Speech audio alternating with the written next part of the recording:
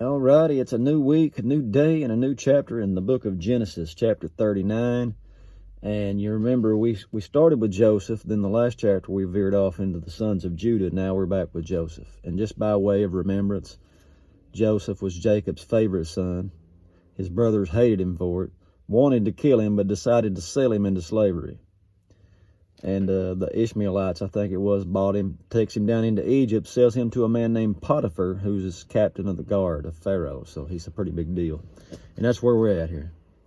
And Joseph was brought down to Egypt, and Potiphar, an officer of Pharaoh, captain of the guard, an Egyptian, bought him of the hands of the Ishmaelites, which had brought him down there. And the Lord was with Joseph, and he was a prosperous man. Now, that right there is the theme of Joseph's life. You're going to see him go through all manner of things, but the Lord's always with him, and he always prospers him. Let that be a lesson to you. He says, and he was in the house of his master the Egyptian, and his master saw that the Lord was with him, and that the Lord made all that he did to prosper in his hand. And Joseph found grace in his sight, Potiphar, and he served him, and he made him overseer of his house, and all that he had he put into his hand. And it came to pass from the time that he had made him overseer in his house, and over all that he had, that the Lord blessed the Egyptian's house for Joseph's sake. Does that sound familiar?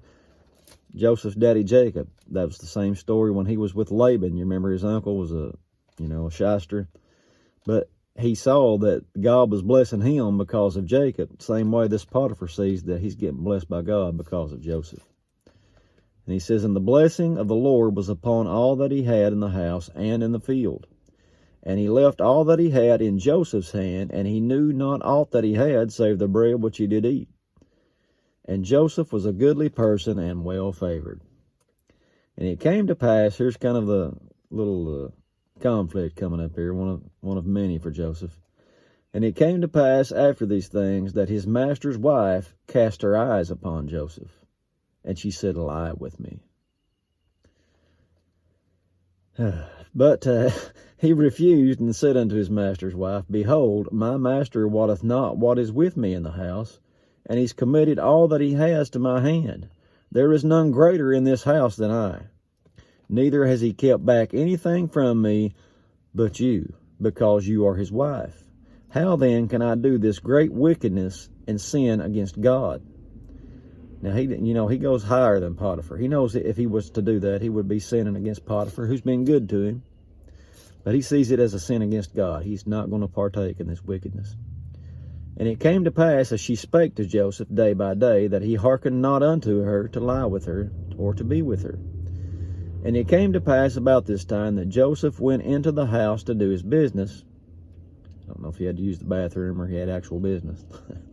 But it says there was none of the men of the house there within. So he's going to find himself alone with this woman. Let that also be a lesson. If you're in any kind of ministry or just life in general and you got to go meet with somebody of the opposite sex, have somebody with you. Because, the devil can stir up all kinds of trouble like that. It says, she caught him by his garment. She catches Joseph, takes his garment, saying, lie with me. She's demanding. And he left his garment in her hand and fled and got him out. So he wouldn't have to do with it, runs out, but he leaves his garment behind. And that's going to get him in trouble. Because we're dealing with a conniving woman. And it came to pass when she saw that he had left his garment with her and was fled forth, that she called unto the men of her house, and spake unto them, saying, see, he hath brought in a Hebrew unto us to mock us. He came in unto me to lie with me, and I cried with a loud voice. Big liar. And it came to pass when he heard that I lifted up my voice and cried, that he left his garment with me and fled and got him out. And she laid up his garment by her until his Lord came home. And she spake unto him according to these words, saying, the Hebrew servant which you brought unto us came in unto me to mock me. And it came to pass, as I lifted up my voice and cried, that he left his garment with me and fled out. And it came to pass, when his master heard the words of his wife, which she spake unto him, saying, after this manner did thy servant to me, that his wrath was kindled. You can imagine, right? Your main man's supposedly sleeping with your wife.